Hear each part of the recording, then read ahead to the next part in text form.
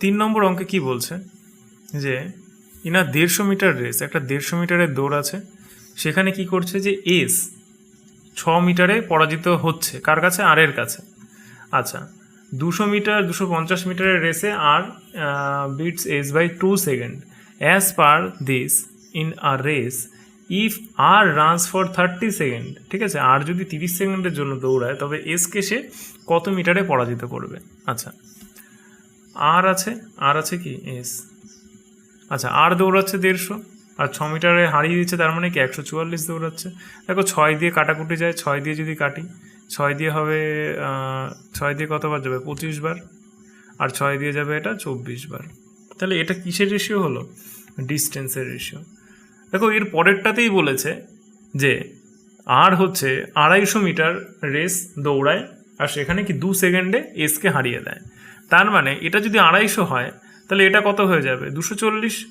এটা যদি 250 হয় তাহলে এটা কত হয়ে যাবে? 240। তার মানে কি 10-এর ডিফারেন্স হচ্ছে। তাহলে এখান থেকে আমি কি পাবো? এস, স্পিড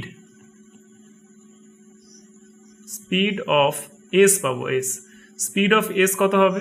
যে 10 বাই কত? 2। তার মানে কি 5 মিটার পার সেকেন্ড এটা হবে। ক্লিয়ার? খুব ভালো কথা। এবার চলে আসি, এখানে দেখো আরেকটা কথা বলেছে যে if R runs for 30 second, আর যদি 30 সেকেন্ডের জন্য দৌড়ায়। দেখো আর যদি 30 সেকেন্ডের জন্য দৌড়ায় তাহলে এসও 30 সেকেন্ডের জন্যই দৌড়াবে। তার মানে যদি আমার টাইমটা ফিক্স থাকে তাহলে যেটা ডিস্টেন্সের রেশিও সেটাই স্পিডের রেশিও। ঠিক আছে, তাহলে স্পিডের রেশিওটা এখান থেকে কি হয়ে যাচ্ছে? 25:24 হয়ে যাচ্ছে। দেখো এই 24টার মান কত? 5। আমি জানি যে এই 24-এর মান কত? 5। এদের মধ্যে দেখো গ্যাপ কত? স্পিডের মধ্যে ডিফারেন্স কত? 1 আছে না?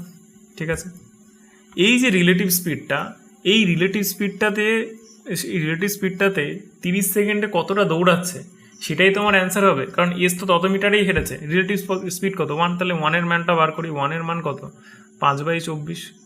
ঠিক আছে, এত কি স্পিড হয়ে গেল। এটা 5/24টা কি হয়ে গেল? রিলেটিভ স্পিড হয়ে গেল। ঠিক আছে, এর সাথে কত মাল্টিপ্লাই করবো? 30 সেকেন্ড। তাহলে যেটা হবে সেটাই অ্যান্সার। 6 দিয়ে কাটলে 5 বার, 6 দিয়ে কাটলে এটা 4 বার, 5×5 = 25, 25/4 মানে 6.25। তাহলে এটা হয়ে গেল অ্যান্সার। নেক্সট।